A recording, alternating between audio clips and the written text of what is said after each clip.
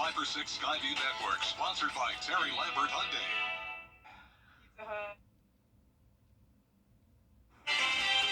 We have nice sunny skies to look forward to through the weekend, along with below average temperatures. It's windy for now for sure, but the winds will settle down a bit tomorrow. All those details coming up.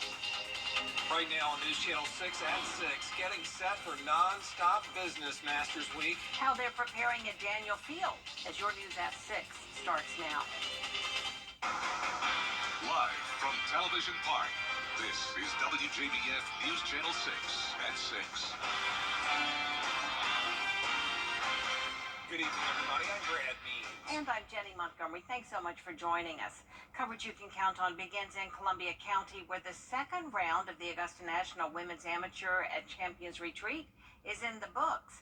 Lottie Woad from England braved blustery conditions to take a one-shot lead. Yeah, probably made her feel right at home. Our sports director, Brendan Robertson, braving the breezes as well at Champions Retreat. He's live tonight. Hey, Brendan.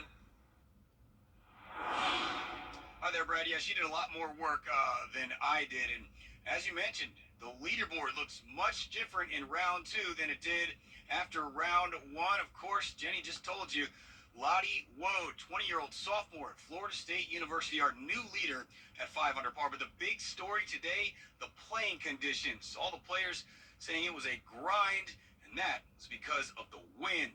But that wind didn't stop Augusta National Golf Club member and avid women's golf and drive, chip, and putt supporter Condoleezza Rice from checking out some of the game's future stars. But I'm no meteorologist, but I was out here. Steady winds near 30 miles an hour, gusts more than 40 miles an hour. We saw the entire field move backward. Only 5 rounds under par today, 3 over the eventual cut line, and top 30 in ties. That means 35 players are moving on to Saturday's final round at Augusta National Golf Club, but all of them faced a big challenge in round 2. The wind, this is probably some of the most swirly wind I've ever played in. It's very, very difficult, but it just takes a lot of patience. Oh, it's definitely the windiest we've had in the past 4 years. You turn on the front and you have a couple holes downwind, and then suddenly you have everything into the wind the last couple holes. Yeah, and it was a lot different than what it was yesterday, but now it's kind of nice right now. Yeah, Brendan, those strong winds made it tough today for a lot of the players. I know they made it tough for me to do my 5 o'clock live shot, but those players persevered and gave the younger patrons a lot to look up to. Seeing those women play on a stage as big as this one is inspiring for children who have dreams of following in their footsteps. Although the tournament is only on its 5th year, you can see the impact it's already had on the younger generation, especially little girls. 6-year-old Evie Pearson wants to play golf in college and was so excited to meet the players she looks up to. And 9-year-old Bobby Jones Black Jr., the great-great-grandson of golf legend and Augusta National co-founder Bobby Jones, says tournaments like this make him love the sport even more. My great-great-grandfather was one of the best of all time, and my dad has a charity about golf in mind, and I wanted to keep the family chain going. What do you want to be when you grow up, Evie? A golfer. And has it been nice seeing these girls golfing and you're like, hey, I can do that too? It's very fun to do. Now, tomorrow, all of the players will go to Augusta National for a practice round, but only the players who made the cut today will be going there on Saturday for the final round, Brendan. Yeah, should be exciting. Coming up in sports, we'll hear from the top 3 players on the new leaderboard who made the Sunshine State very proud in round 2. For now, live at Champions Retreat. Back to you, Jenny. All right, thank you so much, Brennan and Hannah. Augusta Aviation is making preparations for its biggest week of the year. Augusta Aviation typically sees 15 to 20 airplanes a day for an average week, but during Masters, they anticipate 80 to 100 planes coming in on a daily basis. Daniel Field will have 4 air traffic controllers to manage the field, and they'll have plenty of space on the terminal for the aircraft. Leaders say there's several other things to do on their to-do list. We also have an increase of rental cars that need to be reserved. So we have Enterprise here on the field that 1 week. We have to rent vans and golf carts. We have to hire new or additional people that week just to kind of accommodate everything that goes on the field. So it's a major work in progress. The first planes are scheduled to come in this Sunday. Well, as you have seen thus far, April doing its best imitation of March, coming in like a lion. And for the rest of our weather, let's check in with meteorologist Jenna Petracci. Yeah, that's right, guys. The winds are howling out there. They have been since Wednesday morning, really even Tuesday night before we had the storms. And you would think after we'd have the storms, the winds would calm down, but that just wasn't the case. They're still coming in strong from the west, 16 miles per hour in Augusta and Aiken, 14 in Waynesboro. And the winds are gusting currently up to 25 in Evans and Aiken, 24 in Augusta, 28 down in Waynesboro and Sylvania. Earlier today, we had those wind gusts reaching around 35 to getting close to 40 miles per hour. The wind advisory still lasts until 8 o'clock this evening, and the winds will still stay gusty even after that, but they'll finally start to settle down a bit. Our Terry Lambert Hyundai Skyview cam over at Doctors Hospital showing a nice day, though. It's been mostly sunny with just some cumulus clouds. Temperatures are in the low to mid-60s. Only 61 in McCormick, but 66 in Allendale, 64 in Millen, 68 in Louisville. Wrightsville, you're at 67 and 65 in Waynesboro. The dew points have fell all the way down into the 20s and 30s. We have a dry air mass overhead with some clouds to our north, but overall, most of the southeast nice and sunny. This low pressure system that brought us the storms Wednesday morning is still wreaking havoc across parts of the northeast over into the Midwest. Some springtime snow all the way up there around New England and Maine. And the rest of our evening looks good, though. We'll fall into the mid-50s by 9 o'clock. Winds will be coming in up to around 10 miles per hour. And we'll see the temperatures continue to stay on the cooler side all throughout the weekend. I'll have more details on that coming up shortly, but back to you. Jenna, thanks. Augusta makes it official. The city signing on to changes at the municipal golf course. Commissioners agreed to lease the patch to new managers, Augusta Tech, Augusta National, and First Tee. Our senior reporter, George Escala, tells us what the lease says and doesn't say. It would be the biggest thing to hit the patch golf course since it opened in the late 1920s. Creating a world-class municipal golf course right here in Augusta, Georgia, where we've known for being the golf capital of the world. We're really excited about the partnership. It was officially announced at last year's Masters, a partnership between Augusta Tech and the Augusta National to take over the city golf course. Now commissioners approving the lease agreement to hand over the keys starting January of next year. It's quite a partnership to enhance what we know as the patch. I think it's going to be a game changer for Augusta. For the patch, it will change the game. It calls for the new partnership to make renovations at the golf course. But the lease agreement does not spell out how much will be spent. But city officials say the makeover will be major. I can tell you it's to the tunes of tens of millions of dollars to create a world-class municipal golf course. Not seen like any place you've ever been. The patch has a loyal following of golfers who embrace it as is. But a concern, how much will the millions in renovations impact fees? Is it going to be so outrageous that we won't be able to play every day like we do? Is the membership going to be much higher? And that's basically my main concern. The lease agreement is $1 a year for up to 50 years. It does not address fees for golfers, but it does have a 100-day inspection clause that would allow the new partners to back out if unsatisfactory conditions are found. In Augusta, George Escala, WJBF, News Channel 6. Local organizations are working to clean up Aiken ahead of Masters Week. Clean Up Aiken and Visit Aiken have joined forces to organize this big cleanup. Nearly 60 volunteers picking up litter along Jefferson Davis Highway. Sometimes it's a question of enforcement of the litter laws. Sometimes it's people who don't cover their trucks. Sometimes, a lot of times, it's just deliberate. So we wanted to show them that we care about our community and that we have nice, now besides just horses and golf, we have a bunch of nice folks who live here, who care about the community and wanted to put our best foot forward. More cleanup events are on the way.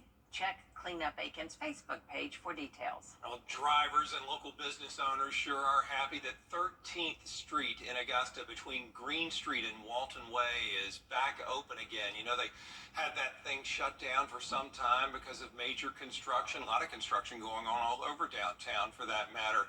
But it is open for business now. They may have to close it in spots while they do some little projects along the way, but for all intents and purposes, you can drive on as you always have. People really looking forward to the traffic and hopefully an increase in business.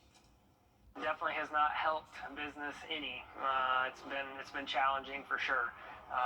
You know, when you go to having a steady flow of traffic going by to all of a sudden no traffic, I mean, there's no way you can't feel an effect from that. All that work along that whole stretch of 13th should be finished, weather permitting, by late next year. Still ahead, cracking down on human trafficking. Why investigators say this time of year is particularly dangerous. Next. And we will have a windy Thursday night, but then tomorrow winds start to settle down. Skies will be nice and sunny with below average temperatures sticking around through the weekend. But then next week we have some big changes. All those details coming up shortly. During the 75th anniversary sales event at Gerald Jones Volkswagen. Westside High School boys basketball, state champions for the 3rd straight year. We're standing. Boy, long live the lazy. The Coffee Club on News Channel 6, sponsored by Honda Cars of Aiken. Weather headlines on News Channel 6, brought to you by Nixon Roofing. Now, your most accurate forecast with WJBF Live Viper 6. Welcome back. I want to start out with a shout out to McBean Elementary School. I went to speak with the 2nd grade classes back on Tuesday, which was perfect timing to teach them all about severe weather right before all the active weather moved in later on that night. And they had so many great questions about the weather. So I really enjoyed my time here at McBean. Thank you so much to Caitlin Smith for arranging this visit with me. Here's a live look at our Terry Lambert Hyundai Skyview Cam now at Augusta Regional Airport. Certainly a windy day, and it's also mostly sunny. Just some puffy cumulus clouds outside with below average temperatures. We were in the 80s just a couple days ago, and now we're only topping off in the mid-60s today. West wind coming in at 16 miles per hour. Dew points have fallen down into the 20s, and around the CSRA, anywhere from those low to upper 60s. 62 McCormick, 67 in Wrightsville, Aiken at 63, 66 in Allendale, and 64 over in Crawfordville. The winds are anywhere from around 10 to 18 miles per hour sustained, and the wind gusts up to 24 in Augusta, 26 in Waynesboro, 25 in Evans. Our highest wind gust today was 38 miles per hour, so it's been pretty much howling all the way since Tuesday night ahead of the storm system, and even behind the system it's still staying windy. So wind advisory out to the west of us. For us, it's a lake wind advisory that lasts around 2 more hours, and after that we'll finally start to see some relief.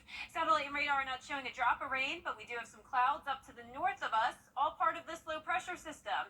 It was the cold front that brought us the storms Wednesday morning, and now this low pressure is still generating some active weather, including springtime snow up in parts of upstate New York, all the way up into New England and Maine. Now for us, we are fortunate to be under high pressure. So this is what we call an omega block pattern, where we have low pressure to the east that we just looked at, and we also have low pressure back to the west. For us, high pressure is in control of most of the central part of the country. So that means it will be nice over the next couple of days. I am giving it a birdie tomorrow just because it will be pretty cold in the morning, down to 41, and it will still be a little bit breezy. Those winds up to around 13 miles per hour, gusts up to around 20. Now your weekend planner looks great though, 66 on Saturday, so warming up nicely after that cold morning, and then all the way back into the 70s on Sunday. The solar eclipse comes on Monday. Of course, we won't have totality here. We'll be at 76% coverage, and unfortunately it will be pretty cloudy across most of the country. That eclipse starts down in Texas, moves up towards the northeast, and you can see the clouds really expected everywhere. And for us, it means it's also going to be cloudy throughout the rest of the week. All of next week will be on an unsettled weather pattern with some chances of rain, and also pretty big warm up. We'll be seeing the 80s returning again, or upper 70s, getting close to the 80-degree mark. In the meantime, though, it will be sunny and cooler through the weekend. The clouds move in on Monday, the start of the practice rounds, and then as we get into the middle of Masters Week, we'll start to see those chances of rain come back in. And we'll be right back.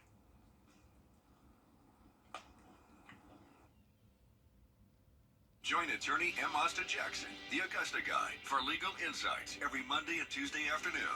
Don't miss the Legal Minute, brought to you by M. Austin Jackson, attorney at law.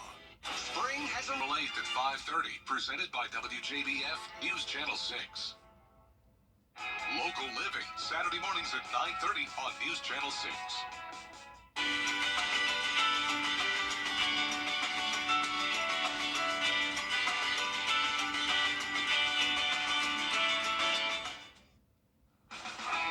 Now, WJBF sports coverage you can count on. I'm News Channel 6 Sports Director Brendan Robertson, live at Champions Retreat after round 2 of the Augusta National Women's Amateur. Round 1 was about international players representing for the state of South Carolina. Well, round 2 goes to the Sunshine State.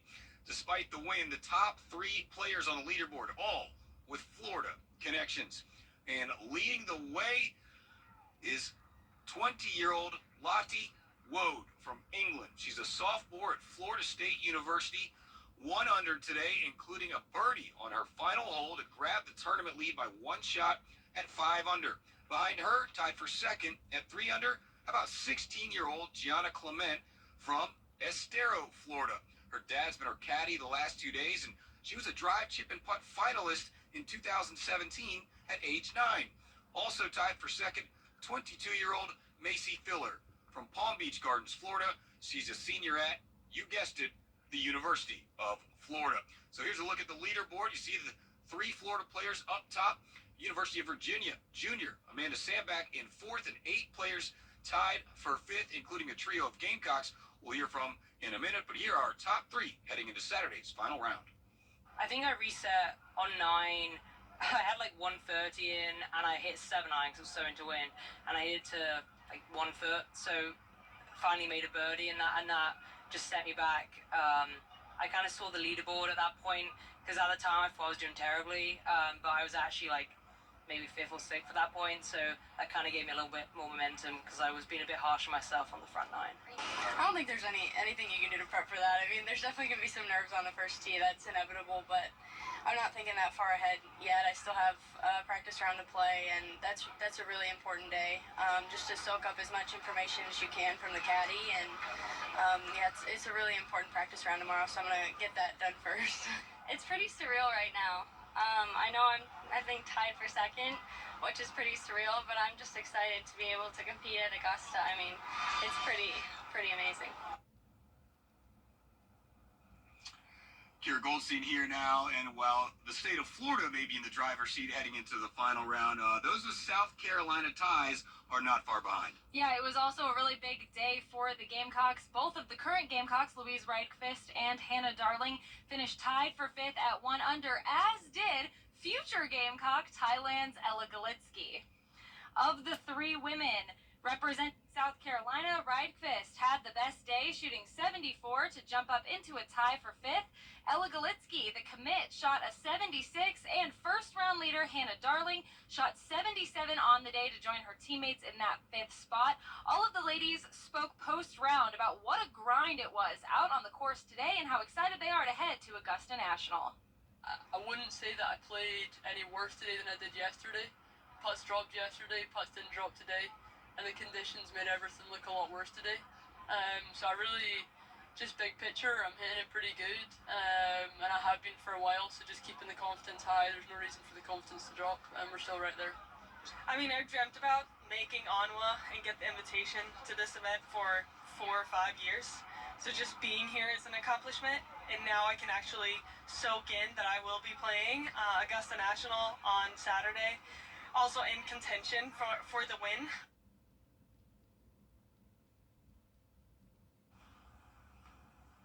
Brendan, it's now time to head over to Augusta National, where everyone will get a practice round tomorrow, and then everyone who made the cut will play on Saturday. Yeah, that'll be 35 players. We'll see if we get a marker with an odd number. First tee time will be at 7:30. The leaders will go off at 10:20. We'll be out there, have coverage, and of course, much more coming up on Saturday. Live at Champions Retreat, WJBF News Channel 6. We'll be right back.